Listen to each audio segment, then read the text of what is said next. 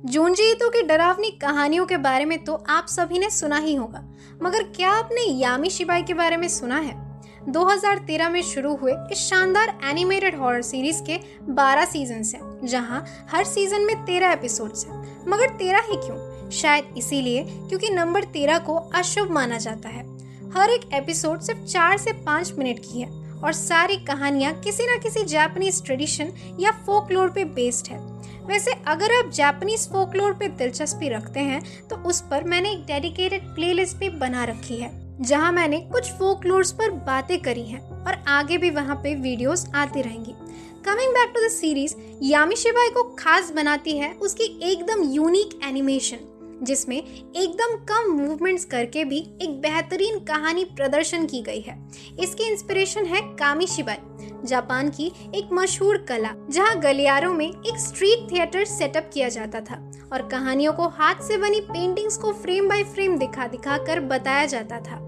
Anyway, इसके सभी seasons मैं कवर करूंगी और हर सीजन के लिए 2 वीडियोस आएंगी, जिनके पहले वीडियोस में हम एपिसोड 1 से 7 तक की कहानी को समझकर उस पर थोड़ी चर्चा करेंगे और दूसरी वीडियोस में बाकी के 6 एपिसोड्स की कहानी के साथ साथ सीजन को भी थोड़ा ओवरऑल एनालाइज कर लेंगे। तो और वक्त ज़ाया ना करते हुए चलिए बढ़ते हैं सीधा कहानियों की तरफ।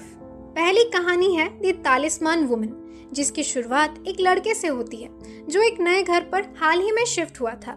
रात को जब वो रेस्ट करने जाता है तब उसकी नजर अपने सीलिंग की तरफ जाती है, जहां पर एक तालिस्मान चिपका हुआ था। जैसे ही वो उसे निकालता है, उसे अपने बगल वाले घर की खिड़की से एक औरत उसकी तरफ अजीब तरीके से घूरते हुए नजर आती है, जिससे वो काफी डर जाता है। इस औरत के हमेशा घूरने से उसे दिक्कत हो रही थी, लेकिन उसकी मदद के लिए कोई भी नहीं था। हद तो तब हो जाती है जब बाहर से आकर उसे अपने कमरे का दरवाजा खुला मिलता है और आज भी ऊपर एक तालिस्मान चिपका हुआ था, जिसे उखाड़ते ही वो औरत उसके सामने आ चुकी थी।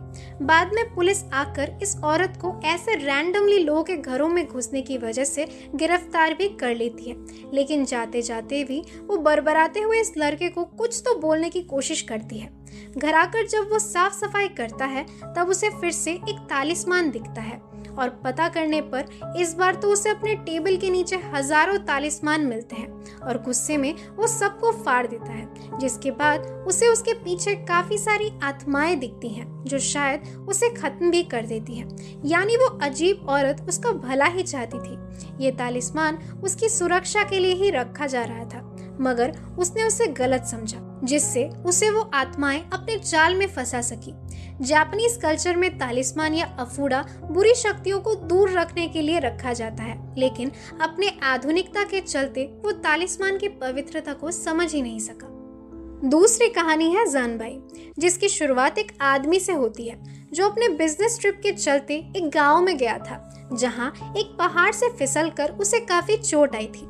फिलहाल उसे गांव के ही एक अस्पताल में रखा गया था, जहां से उसे अगले दिन जाने की अनुमति भी मिली थी। लेकिन उसके कमरे में 3 ऐसे लोग थे जो उसके होश आने के बाद से ही काफी अजीब बर्ताव कर रहे थे। ना उससे बात कर रहे थे और तो और बार बार इसे यहाँ से जाने मत दो ये भी कह रहे थे। घबराहट के मारे उस रात किसी तरह वो सो तो जाता है और अगली सुबह निकलते वक्त उसे वो तीनों छत पर बांजाई चीयर करते हुए दिखते हैं, जो एक तरीके का प्रक्रिया है जिससे हम लोगों के लिए अच्छे भाग्य, स्वास्थ्य और शुभ दिन की कामना कर सकते हैं। इस पॉइंट पर उसे लगता है कि ये तो अच्छे लोग हैं। उसने उनके बारे में शायद कुछ ज्यादा ही गलत सोच लिया था। वो ये बात अपने टैक्सी ड्राइवर से भी शेयर करता है, जिसके दिमाग में एक बात खटकती है। ये तीनों उल्टी दिशा में ये प्रक्रिया कर रहे थे, यानी ये बांजाई नहीं बल्कि जानबाई था, जिससे लोगों के ऊपर दुर्भाग्य को भी लाया जा सकता था। लेकिन इससे पहले कि वो इस लड़के को सचेत कर पाता, पीछे से एक ट्रक आकर उन दोनों को ही मार देती है। यहाँ एक काफी इंटरेस्टिंग वर्ड प्ले किया गया है, जहाँ बांजाई का अर्थ है आप दीर्घायु बनो, वहीं जानबाई का अर्थ है दुख। और ये लड़का समझ ही नहीं पाया कि ये लोग असल में उसे दुआ नहीं बद्दुआ दे रहे थे। तीसरी कहानी है द फैमिली रूल, जिसकी शुरुआत एक परिवार से होती है, जहां एक आदमी अपने पत्नी के साथ उसके पुराने घर में आया था। अब लड़की के कुल में कोई तो शाप था, जिसके वजह से उसके पिता और बाकी परिवार के सभी सदस्य उस आदमी को ये कहते हैं कि उनके ऊपर एक ऐसी बुरी शक्ति का साया है जो उनके गुस्से, डर और नफरत पर फीड करता है। उससे बचने के लिए उन सभी को मिलकर रात भर हंसते रहना होगा। लेकिन ये सारी बातें उनका बेटा तोशीहारू सुन लेता है, जो इसका कोई खास मतलब नहीं निकाल पाता। बाद में उसके पिता उसे एक रात के लिए बिना कोई प्रश्न पूछे अकेले सोने को कहते हैं, क्योंकि आज रात ही उनके हंसने वाली प्रक्रिया होने वाली थी। अब वैसे ही तोशीहारू थोड़ा डरा हुआ था, जिसके चलते उसे सही से नींद नहीं आती है और वो आधी रात को टॉयलेट जाने के लिए उठता है। मगर जिज्ञासावश वो उसी कमरे की ओर चला जाता है जहां वो प्रक्रिया चल रही थी। वहां जाकर जैसे ही उसे सबके चेहरों पर रंगों से बनाई डरावनी मुस्कानें दिखती है, वो बिल्कुल डर जाता है और इससे पहले कि कोई कुछ कर पाता, वो एंटिटी उन सब पर हमला कर उन्हें शायद खत्म कर देती है। ये थोड़ी सिंपल कहानी थी, जहां परंपराओं का सख्ती से पालन करने के महत्व को दर्शाया गया है, जहां इस बच्चे को मना करने के बावजूद वो वहां झांकने गया, जिसके वजह से उसके मन में डर की उत्पत्ति हुई और इसी पर वो एंटिटी फीड कर पाई। वैसे इसे हम जेनरेशनल ट्रॉमा के दृष्टिकोण से भी देख सकते हैं। एनीवे, चौथी कहानी है हेयर, जिसकी शुरुआत एक हाई स्कूल टीचर से होती है, जो स्कूल में ही देर रात तक काम कर रही थी कि तभी स्कूल की घंटी डरावने तरीके से बजती है।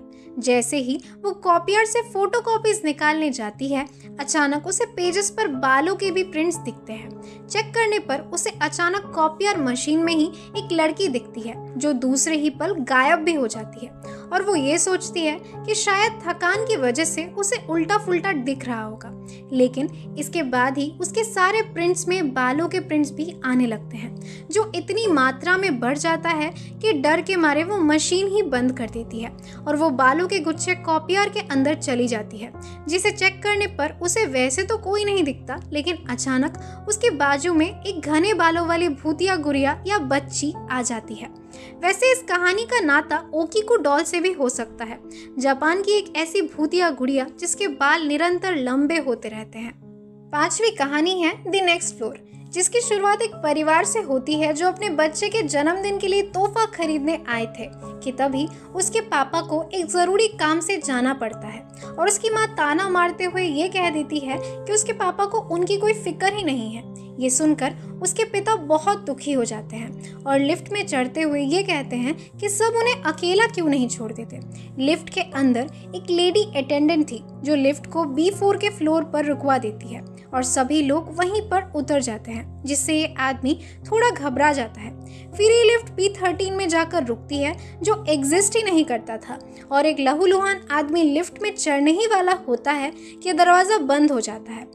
इन सब से ये आदमी बहुत डर गया था और वो लेडी अटेंडेंट को गालियां देने लगता है, लेकिन उसे छू कर देखने पर उसे पता चलता है कि ये तो इंसान थी ही नहीं, बस एक बेजान मैनिकिन थी।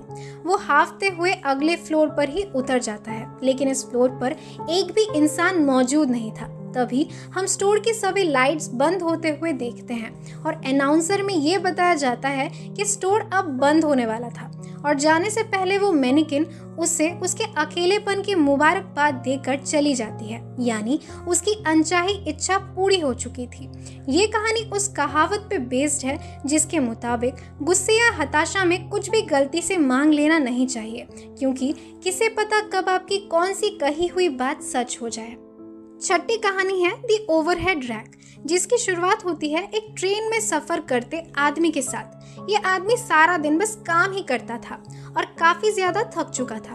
वो ट्रेन में इधर उधर देखते हुए ये सोच रहा था कि सब इतने खुश नजर आ रहे थे, सबकी लाइफ में कोई ना कोई चमक थी, मगर उसके जीवन में बस अंधेरा था।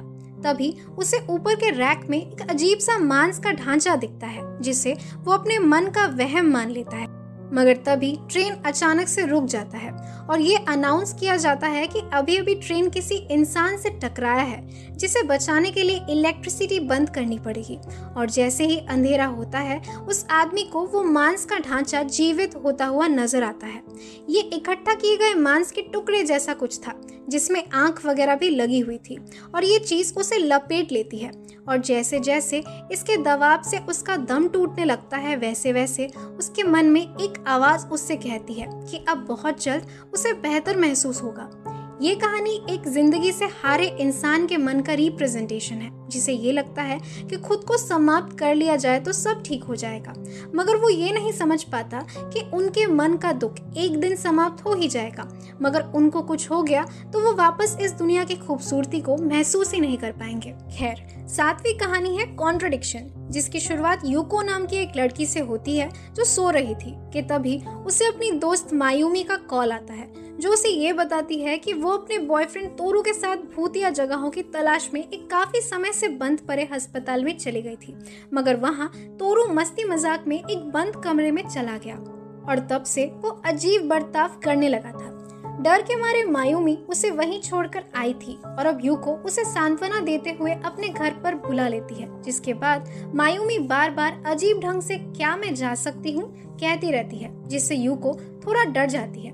तभी उसका डोरबेल बजता है और बाहर से तोरू उसे यही कहानी दोबारा बताता है, लेकिन उसके हिसाब से मायूमी बंद कमरे में गई थी, ना कि वो, जिसके बाद से वो अजीब बर्ताव कर रही थी। इनफैक्ट उसका तो चेहरा भी डरावना बन गया था।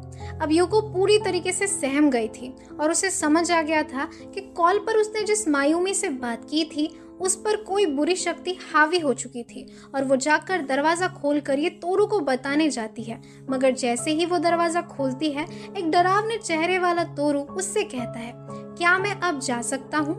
बेसिकली उस हॉस्पिटल में जाकर मायूमी और तोरू दोनों ही किसी शैतानी शक्ति की चपेट में आ चुके थे और अब शायद वो यूको पर भी कब्जा जमा ले।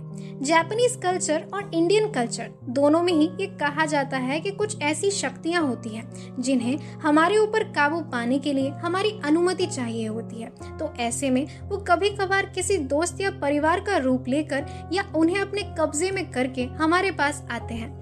यूको के साथ भी ऐसा ही कुछ हुआ था। तो ये थी यामी शिबाई की सीजन 1 की एपिसोड 1 से लेकर 7 तक की एक्सप्लेनेशन, और अगले वीडियो में हम एपिसोड 8 से लेकर 13 को समझते हुए पूरे सीरीज का एक ब्रीफ ओवरव्यू भी कर लेंगे।